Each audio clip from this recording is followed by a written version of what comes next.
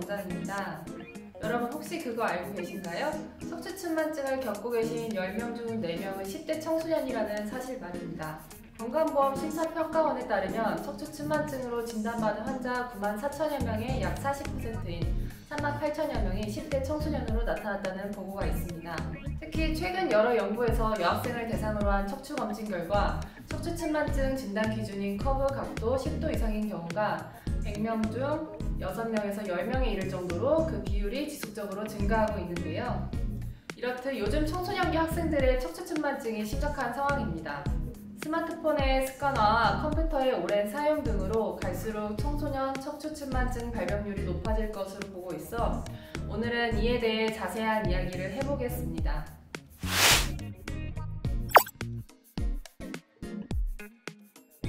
척추측만증은 휘는 원인이 밝혀져 있는 경우와 아직 원인이 밝혀져 있지 않은 경우로 나뉩니다.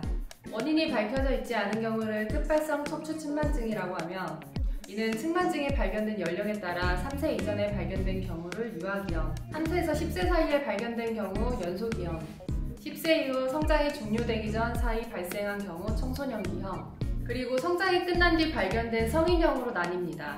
많은 종류의 측만증 중에서도 이번 영상에서는 청소년기 특발성 척추측만증에 대해 중점적으로 알아보겠습니다.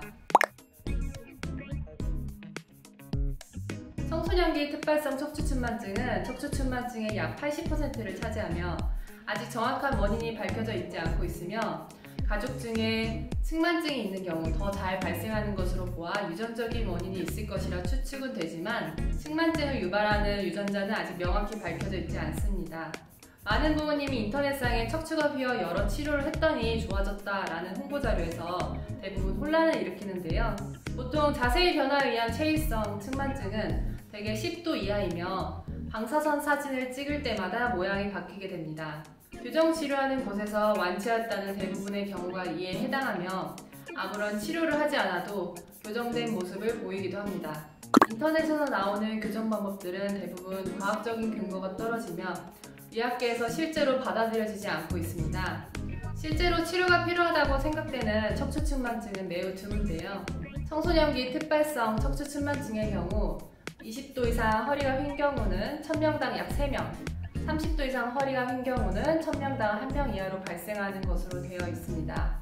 허리가 아프거나 불편하면 정상인도 엑스레이에서 허리가 휘어 보일 수 있으므로 측만증이 의심될 때는 반드시 전문의를 통해 정확한 진단을 알아보는 것이 좋겠습니다.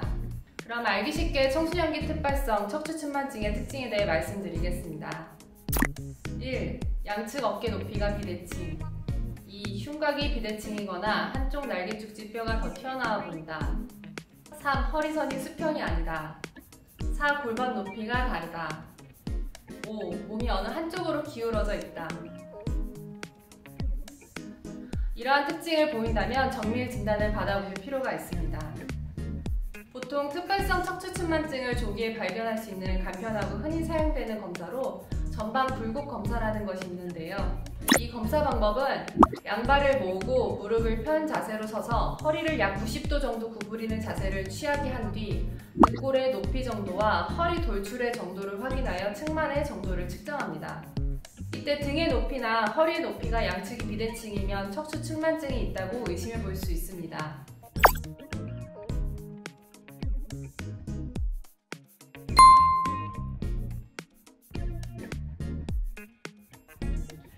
척추측만증이 삐딱한 자세에 의해 생기는 것으로 알고 계신 분들이 많습니다.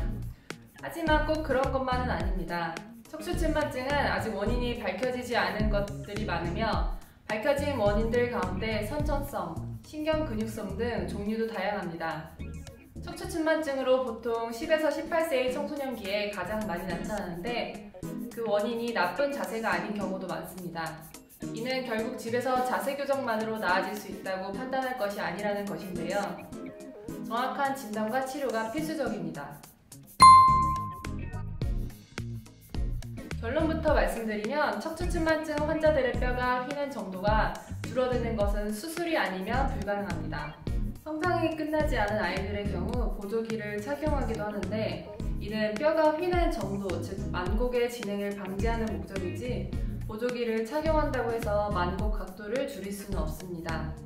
그래서 더더욱 조기 발견이 중요하고 적절한 운동 치료 등을 통해 개선해야 합니다. 꼭 그렇지는 않습니다.